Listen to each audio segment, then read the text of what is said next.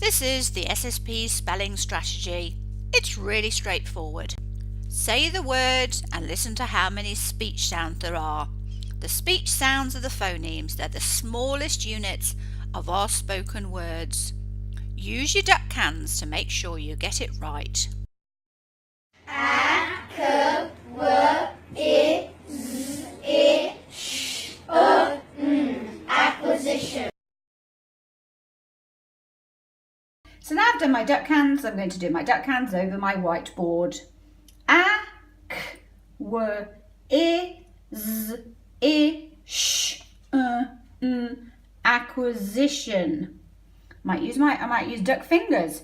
A, K, W, I, Z, I, Sh, N. Acquisition. Now I'm going to do my speech sound lines. A, K, W, I, Z, I, Sh, N. Acquisition. A, K, W, I, Z, I, Sh, N. Acquisition. Ac, W, I, Z, I, Sh, N. Acquisition. Now what I do is I give my students the word on a piece of paper.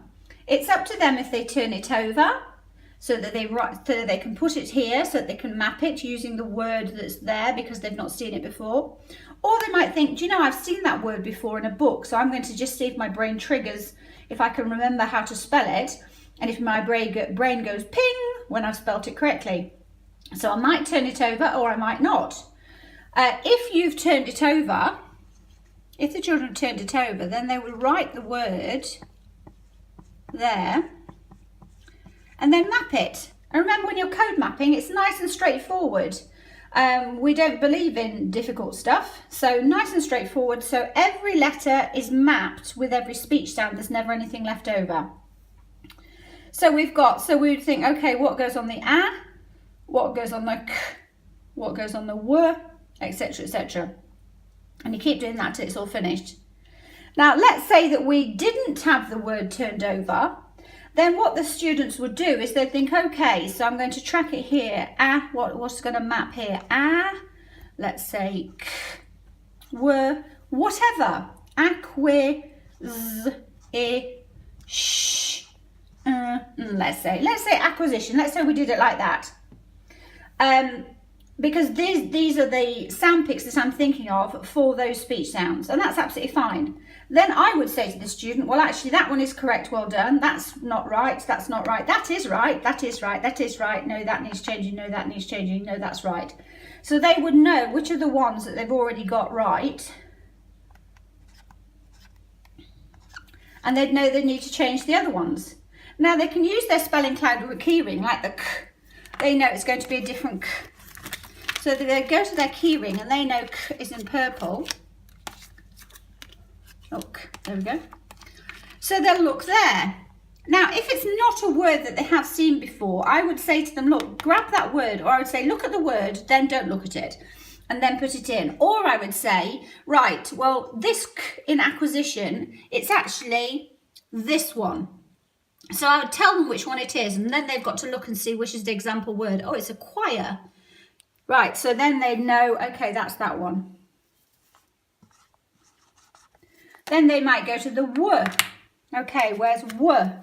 Let's have a look. W is in yellow. W, it's one of these. So they might try them, or again, I might say it's that one or that one. They might have a go and see which looks right. I'm going to tell them it's this one.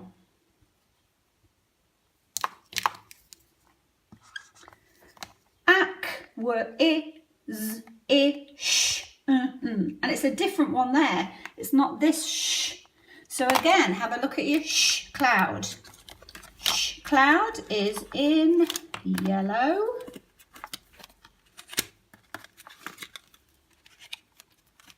Okay, here we go. Shh. So again, I'll say to them, it's one of these. Let me tell you which one it is. It is this one. Find the example word. Spatial. It's this one. Every time they're referencing this cloud keyring, they're learning something new, or it's reinforcing the code every single time they look at it. And then again, we go to the which is in purple, or the schwa. Let me just tell you it's that one. Okay, so acquisition. And then they would write it down, write it out 5 times. But once they've got to the speech, sound, lines and number stage, as I say, it really depends on the student. Really depends on the student, whether they want the word and they just want to map it, whether they're going to have a go, whether they're going to have a go and keep trying different ones to see which look right, whether they're going to have a go and then look in the dictionary, or whether they're going to have a go and ask you to point to the right one. It depends on the child and their level, what skill level they have at the moment. What ends up happening is, because we're reading more and more, is they actually are looking at more and more words. So they've got more opportunity to not turn it over because their brain is going to ping when they make the choices to see which one looks right. Just the same as you.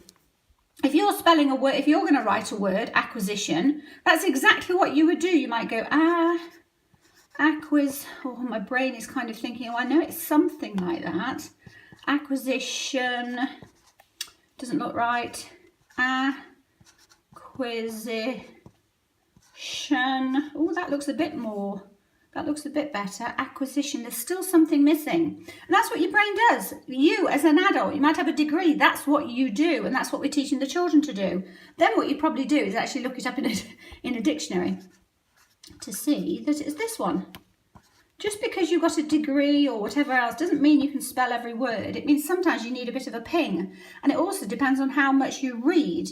The more you read, the more words you see, and the more your brain is going to go ping. And that's what we want the children to do. We're teaching them to spell, we're teaching them to read early, so their brains go ping, ping, ping. But until then, we're giving them all the resources they need and the structure and the skills so that they can actually learn to look at patterns and how to spell even the most unfamiliar words. We're even, and this is, SSP is the only in the world to do this, all your high frequency words. Now I went through, PM readers and things like that and thought, you've got your magic 100 and what have you that are most commonly used words, but I actually look, especially in Australia, about, okay, the reading schemes they have to do. What are the words that are the most frequent words? And I got them in order, more or less, and have code mapped them. So this shows, just the same as this, code mapped words for all of them. Ear, here, and they can go into the cloud, to the ear cloud. Look, there it is. Ear, here, and there's the ear cloud. Every single high frequency word that a lot of every other program does as sight words or tricky words, or whatever they want to call them. Every single part of this, let's have a look at that. Answer. So you'd expect the SW to be in the SW cloud. See, some programs don't ever show children the SW for this, which is crazy. Crazy. Children are amazing. Don't limit them because of the program.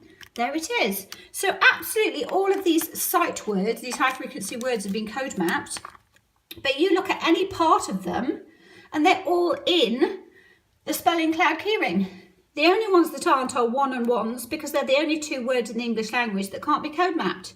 So think of how straightforward that is. The only other program in the world that does this is Thras, and what they do is they, instead of speech sound, they do vowel and consonants in red and blue. But every phonics program, if you like, that you might pick up, Jolly Phonics, Letters and Sounds, Multilit, Read Write Inc, Get Reading Right, all of those programs, they all do these words, these high frequency words as sight words. And it's just, there's no need, because every time they're doing this and they're going friendly, game, water. Instead of learning that as water, because they go it means that they see, okay, so that can be an or. Let's check. And they love their keyring. Or is in blue. Or is in blue. Let's have a look. So it's the second one in blue. Let's have a look. Or. It's So what was the word that we just looked at? Water. Let's have a look at the or. Oh, there it is. It all maps. Everything makes sense. And this is why boys in particular and students on the spectrum that like everything organised. This is why children who like to be organised like to know why, like everything black and white, everything to fit. That's why they love this. And all you need is your phonics keyring, every spelling choice, and your high frequency word, 400 high frequency word keyring, a whiteboard, a pen, and a sense of humour. Now, right from prep, but especially when we're getting to grade 5 and 6, the etymology, the understanding of the origins of words, the meaning of the words, the vocab, it's fantastic. Talking about the base words. Why is the base word? The way I got it was acquire. They're explaining how they got the CQ for the K speech sound. We're also using the IPA with the kids right from prep. So they're understanding the phonetic symbols. The monsters are all linked with one phonetic symbol because they all represent one speech sound. So right from the beginning, preppies are doing this as well. They're listening for speech sounds, they're thinking about how they articulate them. They're using their explicit phonics teaching and the monsters to create words using SATPIN. That's just the first group that we use, SATPIN. So they can build, spell and write words using these. But it also means that we're exploring real stories. You know, we're writing, look at the web, but they're looking at the coded words, spider. Here, the children have used their duck hands, lines and numbers for caterpillar. So they're in the first few weeks of the first term of prep and they're already spelling caterpillar using the speech sounds and the monsters.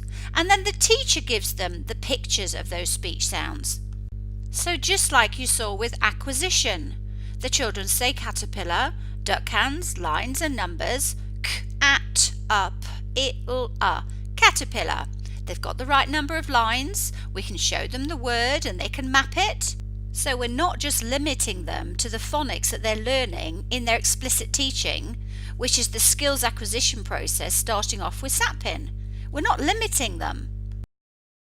It's so easy because it all maps, it all fits. It's like a jigsaw. Now, if you're a teacher and you have to use a particular program, then just SSP it. Just get your clouds up and SSP it. Use the SSP strategies. Spelling lists, what have you. Parents, if your child's coming home with spelling lists, then code map the words and use your keyring so that they actually understand the patterns, they understand how to spell. They're not just going to get it right in a spelling test, they're going to use that knowledge in their writing. Now teachers, please add in the Speedy Six if you can. 25 to 45 minutes a day. There are just 6 activities. All you need is a set of wall clouds and you can join the dream team. So you have planning, you can share, collaborate with other teachers, use the resources. It's going to cost you 65 Australian dollars for the clouds plus postage and GST and your $120 which lasts you up until the end of the academic year. So that's less than $200 plus GST and postage for to join the Speedy Six Dream Team. 25 to 45 minutes a day. You can use the planning as I do, we do, you do, in line with Fleming and what have you, or you could just use the planning, or in the ordinary way. But it means you've got these 6 activities that you follow. We pool resources so that we're using lots of different words, like you just saw acquire. So somebody who did that planning for acquire will share their resources. Join the dream team. It costs hardly anything and will dramatically shift your results. No rote learning, spelling lists, learning things as rules. We're teaching in the way brains love to learn, and it just makes sense.